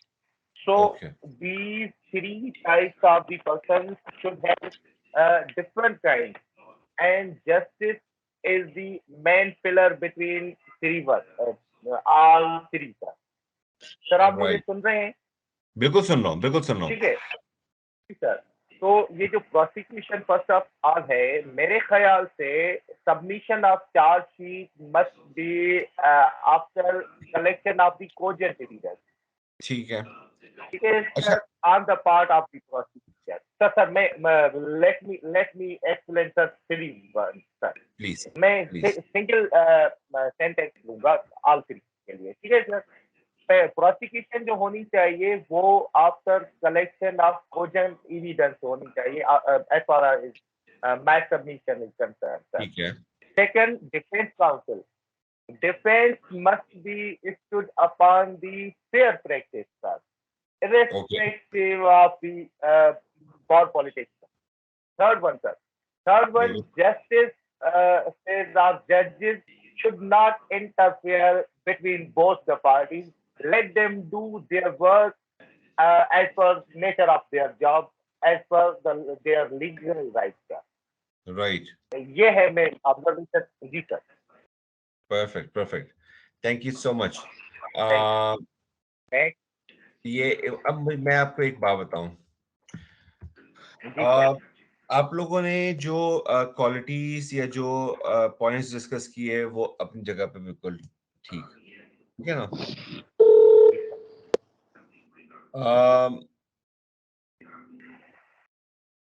हमारे उसमें जो ये कि हम क्वालिटीज की कुछ अगर हम बात कर लें तो सेल्फ कॉन्फिडेंस और सेल्फ एस्टीम उसमें से ऑब्वियसली एक वो है। कम्युनिकेशन स्किल्स, ठीक है, कम्युनिकेशन स्किल्स फाउंडेशन है इस करियर सिस्टम में। Knowledge and experience, practical work होना, परसिस्टेंस और पेशेंस। और अच्छा, पेशेंस तो समझे कि गोल्ड माइन होगा। वो लोग जो कि आप लोग के करियर में आप जानते भी हों शायद कि कुछ ऐसे होंगे, आप खुद ऐसे होंगे कि just because of patience you have made a very special place, या बहुत आप क्योंकि आपको सब्र करना आता है और सब्र करके उसको अप्रोप्रिएटली जवाब देना या अप्रोप्रिएटली रिएक्ट करना आता है। So patience is again one of the. फिर रेडीनेस टू वर्क, लाइक एक काम यह है कि मुझे जो है वो फलां जगह पे जाना है। अच्छा, क्योंकि मुझे जाना है तो मुझे उसके लिए सोचूंगा, मैं फिर जाऊंगा। दूसरी तरफ ये कि मैं मेरी डूअर्स अप्रोच क्या होती है कि जिसके अंदर मैं पूरी की पूरी अपनी स्ट्रेंथ लगा दूं कि वो काम करने में हर हाल में, ठीक है ना। ये एक वो होती है आपकी। फिर सेल्फ कंट्रोल, ठीक है, ये कि कंट्रोल, सेल्फ कंट्रोल क्या चीज है? सबसे पहले आपका कंट्रोल लूज होता है आपके इमोशन से, ठीक है। सो आपके इमोशंस पे आपका control, hence self control. Discipline, code of conduct and code of ethics, ठीक है। आपकी वैल्यूज हो जनाब, आपकी वैल्यूज हो, 3 हो, 4 हो, 5 हो। एज एन एग्जाम्पल, आप आज ही अपने कुछ चीजों में अपने एक वैल्यू बुक बनाए। एक कदम, छोटा कदम, छोटे से छोटा कदम, यानी कि आप ये कह लें कि मेरी एक वैल्यू है, मिसाल है, मैं एग्जांपल दे रहा हूं कि मिसाल है कि मेरे अगर हाथ में गिलास का पानी है और अगर मुझसे किसी ने मांगा तो मैं पहले उसको दूंगा, खुद नहीं पीऊंगा। एक एग्जांपल दे रहा हूं। अब ये अगर वैल्यू है आपकी तो इस पे कॉम्प्रोमाइज नहीं होना चाहिए, चाहे कुछ भी हो जाए, ठीक है ना। एथिक्स में आपके आ गया तो इसके ऊपर कोई लिहाज नहीं होना चाहिए। सो ये आपकी एक वो है, आपके अंदर चाहत, जस्तजू, पैशन कि कोई नई चीज सीखने का। आप यहाँ पे बैठे हुए हैं, हम लोग एक दूसरे से सीखने के लिए बैठे हुए हैं, हम एक दूसरे से लर्न करने के लिए बैठे हुए हैं। ये इस बात की जमानत है कि आपके अंदर क्यूरोसिटी, आपके अंदर वो सीखने का मादा वो आज भी जिंदा है, और वो आपके अंदर वो चाहत है कि मैं कुछ वैल्यू ऐड करूं। जो काम मैं सालों से करता आ रहा हूं, मैं क्या वो पर्सपेक्टिव है जिनको मैं मुझे देखते हुए मेरी लाइफ बदल सकती है, ठीक है। तो ये हो गया। फिर इसी तरीके से आप लोगों को इम्पार्शली ट्रीट करें। ये आपकी जो है ना वो क्वालिटी हो सकती है। टाइम एंड स्ट्रेस मैनेज करना, how can we forget that, ये एक इम्पॉर्टेंट है। और अपने सब ऑर्डिनेट्स को ऐसे देखना जैसे जैसे ख्याल आपने बॉस का रखता है। यानी कि आप उससे लैंग्वेज तो अपनी कैजुअली कर सकते हैं जैसे आप करते हैं नॉर्मली, जो आपके यहाँ एक्सेप्टेबल टर्म्स हैं, लेकिन उसकी परवाह करना कि उसको कोई चीज बुरी लग सकती नहीं लगती, जैसे आप अपने बॉस के लिए परवाह कर रहे हैं वो उसके लिए भी करें, क्योंकि इंसान तो है, right. So I mean there are tons and tons of qualities. मैं एक लिस्ट शेयर करूंगा और उसके अंदर आपको ये पूरी वो भी मिलेगी इंशाल्लाह। Having said that, I just hope कि आप लोग को थोड़ा सा कुछ कॉन्सेप्ट इसका समझ में आया हो on today's topic, ठीक है। And I just hope कि you felt that it was better for you to go for it or not go for it. Erik Erikson की कोड है, one of the amazing code, और क्या कहते हैं, in the social jungle of human existence there is no feeling of being alive without a sense of identity. ये गौर कीजिएगा जरा इस कोट के ऊपर। कहते हैं in the social jungle of human existence there is no feeling of being alive without a sense of identity. यानी कि इस सोशल जंगल के अंदर इंसानों की एग्जिस्टेंस उनकी आइडेंटिटी से होती है जो वो बनाते हैं, ठीक है। और वो आइडेंटिटी हमने क्या सीखा कि जॉब नहीं होती। Just because you are prosecutor this is not identity. आपकी जॉब की आइडेंटिटी आप हो, आप उसकी आइडेंटिटी नहीं हो, ठीक है। सो नेक्स्ट असाइनमेंट आप लोग का क्या है, that you would have to look around your office, ठीक है। Identify a person senior or junior who has all or most of the criminal justice practitioner qualities। यानी क्या अभी हमने क्वालिटीज डिस्कस की, इस किस्म का इंसान आप देखोगे कल अपने ऑफिस में, ठीक है। और उसको ऑब्जर्व करोगे, and then you would have to list the factors that help them in obtaining these qualities। यानी कि मान लें कि इसमें से कोई एक भी क्वालिटी या दो क्वालिटी या चार क्वालिटी के शख्स में है और बाकियों में उस तीन है, अपने आप को एक्सक्लूड कर से, क्योंकि आप यहाँ पे ऑब्जर्वर की नियत से आ रहे हैं, ठीक है।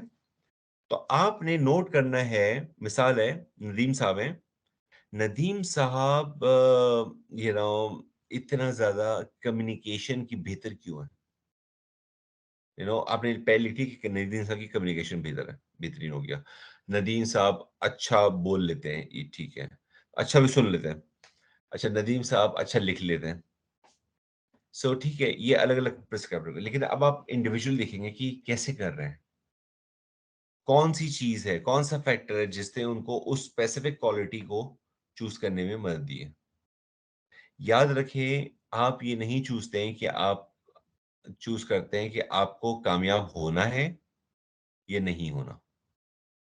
आप अपनी हैबिट्स चूज करते हैं और हैबिट्स आपकी कामयाबी नाकामयाबी का फैसला करती है, या आपके बहुत अच्छा परफॉर्म और बहुत अच्छा ना परफॉर्म करने के लिए फैसला करती है। असाइनमेंट समझ में आ गया आप लोगों को जनाब? Yes sir. Great great. So इसके साथ आज का सेशन हमारा जो है वो खत्म होता है। अब हम क्वेश्चंस, आप लोग के जहन में, किसी की भी जहन में कोई क्वेश्चन हो तो वो हम ले लेते हैं। हमारे पास कुछ 5 मिनट हैं जी। अनम्यूट कीजिए खुद को and you can ask your question. अस्सलाम वालेकुम। जी मैंने रिसेंड किया था उस टाइम जब क्वेश्चन पूछा गया था, तो स्टिल लोड नहीं हुआ। अभी तो मेरे माइंड में कोई क्वेश्चन नहीं है, और वो जो क्वेश्चन आपने पहले पूछा था, अब आंसर जो किया, मेरे जहन में भी वही चीजें थी, पेशेंस, टाइम मैनेजमेंट, सब चीजें जो है हमारे प्रोफेशन में बहुत जरूरी हैं। Great great. वही मैम साहब, क्या आप सुन सकते हैं? अनम्यूट करके खुद को बात कर सकते हैं प्लीज? जी जी सर, सलमान साहब आप सुन सकते हैं हमें? बिल्कुल लाउड एंड क्लियर सर। जी जी, थैंक यू सर। सर मैंने जो बात की थी वो ये आपने जो भी बातें बताई, ये सब बातें जो थी वो प्रोफेशनलिज्म के दायरे में थी, नो डाउट। में कोई भी अफसर हो, कोई भी क्लास से ताल्लुक रखता हो, कोई भी डेजिग्नेशन से, ये सारी बातें उसके नेचर ऑफ जॉब में होती हैं, क्योंकि वो एक पब्लिक सर्वेंट की हैसियत में डील कर रहा होता है। पेशेंस को, प्रोफेशनलिज्म, रेस्पेक्ट की गिवन एंड टेक हो, ये सब चीज़ों के अलावा जो मैंने बात की थी तो वो इस हवाले से थी। आपने सही बताया हमें और बिल्कुल समझ में आ रहा है, और हम बहुत ही सीख रहे हैं आपके सेशन से। Thank you very much sir. बहुत बहुत शुक्रिया। अच्छा, मैं सिर्फ एक रिक्वेस्ट आप लोगों से करना चाहूंगा। एक रिक्वेस्ट मेरी ये है आप सब लोगों से कि, और ये मैं अपने पूरे ट्रेनिंग सेशन के एक्सपीरियंस की बेस पे बात कर रहा हूं, जो मैंने यहाँ पे भी दी, स्टेट्स में भी दी, लंदन में भी दी। आपने इस ट्रेनिंग को लेने के बाद भूल नहीं जाना है। यानी कि आज रात को आपने ये सोचना है, छोटी सी डायरी रख ले अपने पास, कौन से वो पॉइंट्स हैं जिसके ऊपर मैंने कभी सोचा नहीं था, कौन से वो पॉइंट्स हैं जो मुझे आज नए सीखने को मिले, और कौन से वो पॉइंट्स हैं जिसके ऊपर मुझे फोकस करना कभी भी। और ये पॉइंट्स इंशाल्लाह ताला भी हम आगे जो 2 मॉड्यूल और करेंगे आपको उसके अंदर हमें लास्ट टाइम हमने ट्रेनिंग की थी विद द जजेस, बहुत अच्छा हमें रिस्पांस आया एंड यू नो ओवरवेलमिंग उनकी एक्सप्रेशंस थे। सो एंड आई होप कि क्योंकि रिगार्डलेस कोई भी चीज हो अगर इंसान है, यानी कि मैं कहूँ कि अगर हम सब जो इस वक्त इस रूम में कनेक्टेड है, हम सब इंसान है ना, तो ये कैसे हो सकता है कि मुझे प्यास लगेगी और आपको नहीं लगेगी? ये कैसे हो सकता है कि मुझे भूख लगेगी और आपको नहीं लगेगी? ठीक है? हाँ, आपको पानी पीने का एहसास काम की वजह से शायद ना हो, पानी पीने की उसकी वजह से रूटीन कम हो जाए, उसकी वजह से आपकी हेल्थ डैमेज हो रही हो एंड सो फोर्थ, और आपको पता हो कि आप कहें हाँ, हाँ, ठीक है, मुझे पता है कि पानी पीना है, लेकिन इसकी इम्पोर्टेंस लाइफ के अंदर ये कैसे लाइफ चेंज कर सकती है एंड सो फोर्थ, ये बहुत इंपॉर्टेंट है। सो आप लोगों ने इसको भूल नहीं जाने चीजों को, इसको आपने रिलेट करना है वापस, you have to come back to it. जी जफर साहब। सर मैंने हैंड रेज किया था जब आपने सवाल किया था qualities of criminal justice, a person related to the quality of criminal जी जी जस्टिस सिस्टम। जी जी एक्चुअली मेरी ऑब्जर्वेशन ये है कि if we are connected with the profession of criminal justice, तो हमारी अपनी अपनी एबिल जो है जजमेंट होना चाहिए, हमें जजमेंट पे अबूर होना चाहिए कि हम जज कर सकें कि जो हमारे पास केस आया है या जो हमारे पास फाइल है, जो मैटर है, वेदर इट इज ट्रू और फॉल्स। मोस्टली हमें प्रेशराइज किया जाता है कन्विक्शन कराओ, कन्विक्शन कराओ। If a person is not guilty of any offence, ठीक है, उसने कोई जुर्म किया ही नहीं है, तो लाजमी थोड़ी उसको कन्विक्शन किया जाए। और मोस्टली ऐसा होता है कि हमारे सामने जो पिक्चर दी जाती है बिहाइंड द सीन कुछ और होता है, फ्रंट पे कुछ और होता है। तो ये चीज़ हमें पर्सनली जो है ना अपनी सिक्स सेंस ऑब्जर्वेशन करना पड़ती है कि whether this person is accused or not. right right this is again one of the fine quality that I would think and I can think of, बिल्कुल होनी चाहिए। आप मैंने आपको स्टेंसिल दे दिया है, इससे रिलेट आपने इंशाल्लाह ताला सबमिट करना है। सो with that, you know, I thank you all, सब लोगों का बहुत बहुत शुक्रिया सेशन को पार्टिसिपेट करने का, और मुझे बहुत इंटरेस्टिंग और मज़ा आ रहा है आप लोग की पार्टिसिपेशन देखते हुए। यू नो मैं नहीं एक्सपेक्ट कर रहा था इतना कि इतनी इतनी जस्तजू से और इतने इंटरेस्ट से आप लोग इसके अंदर सेशन के अंदर जो है वो आएंगे। So thank you so much all of you. Again कोई क्वेश्चन हो, आप कोई क्वेश्चन अगर आपका फिर भी रह गया हो, आप लिख लें उसको। हमारे नेक्स्ट सेशन के अंदर हम एक बिल्कुल एंड में एक सेशन करेंगे जिसमें हम कुछ क्वेश्चंस आपके, हम सब उसमें क्वेश्चंस लेंगे आपके। ठीक है, आप सब देख चुके होंगे, पूरा कोर्स देख चुके होंगे, जो भी क्वेश्चन होंगे आपको वो आप ले सकेंगे। Thank you very so much. Actually आपसे हमेशा ही समझ सीखने को मिलता है, कल वो लास्ट सेशन हो या केवल हो, and I really enjoyed your session. So of course हमारे पार्टिसिपेंट्स ने भी इसको इंटरेक्टिव समझ के एंजॉय किया होगा। So have a nice day sir. और आप लोगों से तो खैर मैं व्हाट्सएप ग्रुप पर ज्वाइन रहते ही हूँ, तो कोई भी इशू हो या क्वेश्चन हो प्लीज मुझसे शेयर कर सकते हैं। Thank you so much Mohammad Abid. By the way मैं मोहम्मद आबिद के बारे में बता दूं, ही इज ये इनएविटेबल कंपोनेंट है इस सेशन का। इनके बगैर मेरे ख्याल से आप और मैं जो है ना वो बहुत अच्छे नोट्स पे ना होते। शायद मेरे दिल में बुरा भला कह रहा होता है, ये जो है वो क्या कहेंगे से crisis management somehow he is able to do, and आपको भी फैसिलिटेट करते हैं, and you know I get a lot of help from him. So thank you so much, Mohammed Abid. Really great. Thank you so much for such nice words. So all right guys, all the participants, honorable participants, ये session खत्म हो गया है, और मैंने आप सब लोगों से YouTube का वीडियो का एक लिंक शेयर किया है व्हाट्सएप ग्रुप पे, जिसमें असाइनमेंट की सबमिशन के बारे में बताया गया है। और आज का भी एक असाइनमेंट मैंने अपलोड किया है जो आप लोग देख सकते हैं। उसी असाइनमेंट के नीचे एक और असाइनमेंट आ रहा है जिसके बारे में आपको बताया था। एक असाइनमेंट आज का मैं आज रात में अपलोड करूँगा, क्योंकि वो आपके ऑब्जर्वेशन के बारे में है ना, जो आपके ऑफिस के अंदर ऑब्जर्वेशन है।